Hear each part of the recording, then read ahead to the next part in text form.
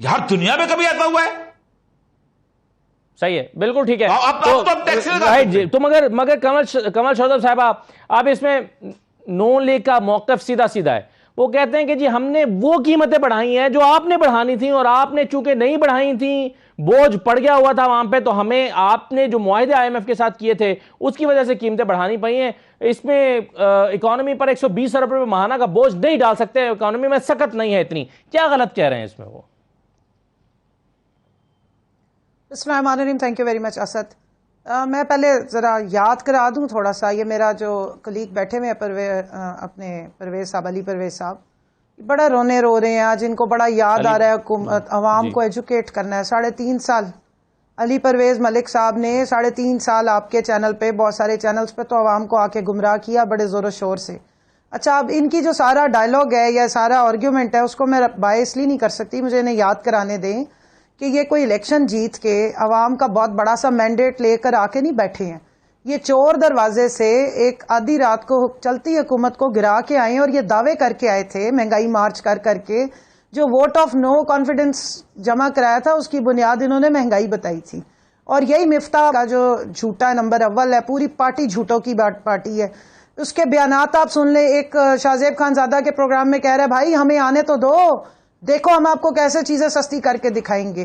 تو جو یہ 13 11 12 جماعتوں کی جو یہ چارٹ ہے، یہ آئے ایک چلتی حکومت کو گرا کے یہ دعوے کر کے آئے تھے کہ ہم اس مہنگائی سے عوام بہت پریشان ہے اور ہم دیکھیں گے آپ کو سائنسدان آ کے مہنگائی نہیں. مگر وہ کہہ رہے ہیں کہ ہمیں آگے پتہ چلا ہے کہ حالات اس سے زیادہ خراب ہیں جو ہمیں باہر بیٹھ کے اندازہ ہو رہا تھا، اس سے زیادہ حالات خراب ہیں، یہ اندازہ نہیں تھا.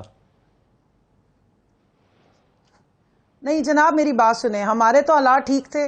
انہوں نے چلتی حکومت کو گرایا کیونکہ ان کے حالات خراب تھے، کیونکہ ان کے کنوکٹڈ کرمنلز کی سزا جس دن سنائی جانی تھی پھر اس دن وہ وزیر اعظم کیسے بنتے. حالات تو ان کے سب کے ٹائٹ تھے نا.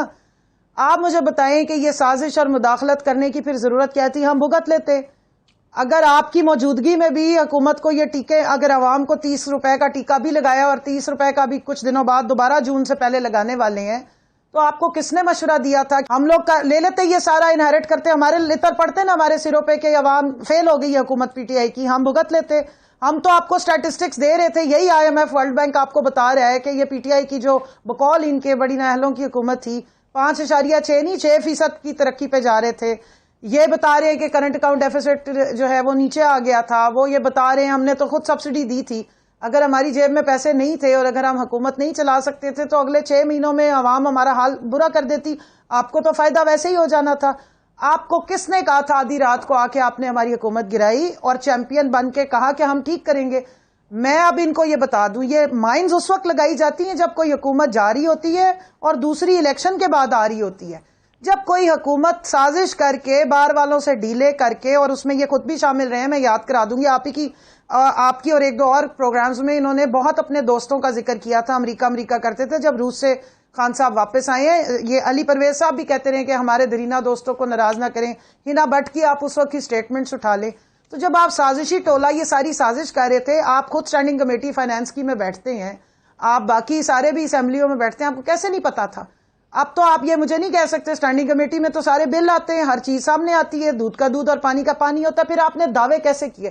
پھر مجھے بتائیں کہ وہ مہنگائی مارچ جو 27 فروری کو لے کے بلاول چلا تھا اور 8 مارچ کو ختم کی تھی، اور اس کے بعد آپ کی جو محترمہ مینیکیور پیڈیکیور کرا کے چلی تھی وہ بڑا سا مہنگائی مارچ کا ٹرک لے کے، اور رات کے 3 بجے آ کے آپ لوگوں نے یہاں پر پوری جو اندھیرے میں مہنگائی کے خلاف تقریریں کی تھی. وہ جو جعلی وزیر اعلیٰ ہے وہ روتا تھا بچوں کو دودھ نہیں مل رہا، اتنی مہنگائی ہو گئی، اب کیا ہوا ہے؟ تو آپ ان کی یہ ٹیکسز، ایک منٹ اسد ایک منٹ، اب یہ سارے ڈرامے رونے دھونے ہم نہیں سننے والے. پوائنٹ یہ ہے کہ انہوں نے چلتی حکومت گرائی. ان کا ایجنڈا ہی یہی تھا. اس سازش کا پہلا حصہ یہ تھا کہ پاکستان کو معاشی بدحالی کا شکار کرنا ہے، اور دوسرا وہ تھا جو کل پرسوں انہوں نے کیا کہ اس کے بعد یہاں پہ جو ہے وہ سول انریسٹ اور انارکی کریٹ کی جائے تاکہ سٹیزنز کو، عام عوام کو سبجیکٹ ٹو وائلنس کیا جائے، ان پہ بدترین امپوز کی جائے اور ملک کا بیڑا غرق ختم کر دیا. اس پر تو میں آپ سے جانتا ہوں ملک کا بیڑا غرق. پہلے آپ کے اور ایک چیز اور اسد، ایک چیز آخری، اس ملک میں آخری جملہ سن لیں، ان سے پوچھ لیں، اس کے ساتھ ہی ہے اس ملک میں کوئی حکومت نہیں ہے اس وقت. اس ملک میں صرف ایک کٹ پتلی تماشا چل رہا ہے, اور اس ملک میں صرف اور صرف 2 جوکرز بٹھائے گئے ہیں ود دا کیبنٹ جو باہر جا کے سیرے کر رہی ہیں. اس ملک میں اس وقت صرف امپورٹڈ حکومت کا ایجنڈا مسلط ہے. اگر کوئی حکومت ہے تو دکھائیں مجھے کہ پنجاب میں کون سی کابینہ ہے, کون سے وزراء ہے, کیبنٹ کے بغیر کون وہاں پہ آرڈرز پاس کرتا ہے. ایک ڈیفیکٹو انہوں نے اپنی جو ان کی آقا ہے سب کی, وہ مریم, وہ ٹویٹس کرتی ہے, لوگوں کو کہتی ہے فلانے موبائل پہ دیکھ کے ٹویٹر پہ ذرا اس چیز کا نوٹس لے لو, یہ ذرا اس چیز کا, یہ اس طرح ملک چلتے ہیں. شرم آنی چاہیے ان لوگوں کو, انہوں نے چلتے ملک کا بیڑا غرق کیا ہے, اور اب آ کے رو رہے ہیں. اب ہم رونے نہیں دیں گے اور نہ بھاگنے دیں گے. رائٹ.